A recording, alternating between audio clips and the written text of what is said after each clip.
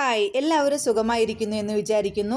ഇന്ന് നമുക്ക് രാജവിദ്യ രാജഗുഹ്യ യോഗത്തെ പറ്റി മനസ്സിലാക്കാം.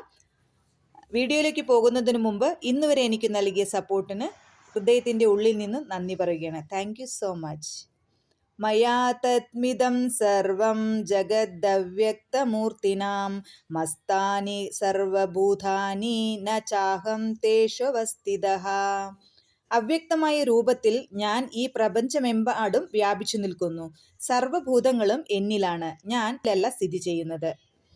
പരമദിവ്യോത്തമ പുരുഷൻ സ്ഥൂലേന്ദ്രിയങ്ങൾക്ക് ഗോചരങ്ങളല്ല.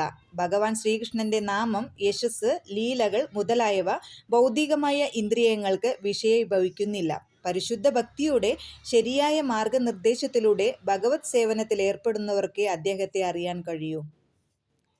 ഭഗവാൻ ഗോവിന്ദനോടുള്ള അതീന്ദ്രിയ പ്രേമത്തെ വളർത്തിയെടുത്ത ഭക്തന് അദ്ദേഹത്തെ തൻ്റെ ഉള്ളിലും പുറത്തും ഒരുപോലെ എപ്പോഴും കാണാൻ കഴിയും. സാധാരണ ജനങ്ങൾക്ക് ദൃശ്യമല്ല ഭഗവാൻ. സർവവ്യാപിയെങ്കിലും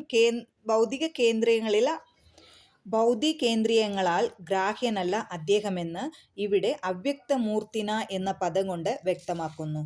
നമുക്ക് കാണാൻ കഴിയില്ലെങ്കിൽ കൂടി വാസ്തവത്തിൽ എല്ലാം അദ്ദേഹത്തിലാണ് നിലകൊള്ളുന്നത്.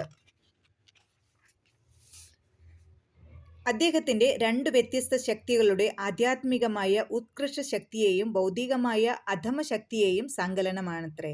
സൂര്യപ്രകാശം ലോകത്തിലെങ്ങും വ്യാപിക്കുന്നതുപോലെ ഭഗവത് ഇച്ഛയും സൃഷ്ടി ജാലങ്ങളിലും പ്രസരിപ്പിക്കുന്നുണ്ട്.